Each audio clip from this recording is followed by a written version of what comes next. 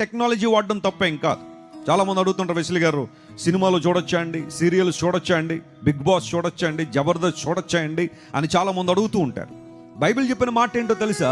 నువ్వు చూసే విషయంలో ఎందుకు జాగ్రత్తగా ఉండాలంటే టెక్నాలజీ చాలా విషయాల్ని ముందు తీసుకొస్తుంది, గుడ్ అండ్ బ్యాడ్.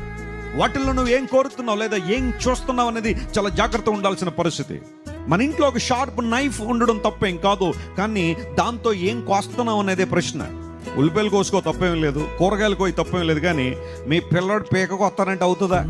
చచ్చిపోతాడు కదా. టెక్నాలజీ కూడా అలాంటిదే, సోషల్ మీడియా కూడా అలాంటిదే. If you use it for good, that is good. లేదా నీ జీవితాన్ని పతనం చేయడానికి వాడుతున్నావంటే చాలా జాగ్రత్త. ఈ రోజున టెక్నాలజీ డెవలప్ అయిన తర్వాత మనుషుల యొక్క జీవితాల్లో పాపం చాలా ఈజీగా ఎంటర్ అయిపోయింది. ఇదివరకు చూడడానికి ఎంతో దూరం ప్రయాసపడి ఎక్కడికో వెళ్ళి చూడాల్సిన దృశ్యాలు ఈ రోజున అన్ని మొబైల్ ఫోన్లో చాలా ఈజీగా కనబడిపోతున్నాయి. తల్లిదండ్రులారా, మీ పిల్లల్ని జాగ్రత్తగా కాచుకోండి. 8, 9, 10 సంవత్సరాల నుండి చూడకూడని దృశ్యాలకి పిల్లలు అలవాటు పడిపోతున్నారు. మీరు ఎన్ని లాక్లు వేసినా లేదా ఎన్ని పాస్వర్డ్లు వేసినా they know how to remove them and they continue watching those unnecessary stuff in their lifes. చాలా మంది యవనస్తులు ఎందుకు డిప్రెషన్, ఎందుకు యాంగ్జైటీ, యవన కాలంలోనే తమ జీవితం అంతా కూడా అయిపోయినట్టుగా ఫీలింగ్లోకి వచ్చి ఇంక నా జీవితం ముగిస్తానండి, ఇక నేను బ్రతకడానికి ఒక కారణం కూడా లేదన్న యావగింపు చాలా మందిలో ఎందుకు వస్తుందో తెలుసా?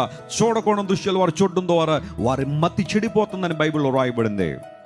టెక్నాలజీ, సోషల్ మీడియా కొన్నిసార్లు మన జీవితాల్లో ఒక ఐడల్గా ఉన్నాయేమో పరిశీలన చేద్దాం.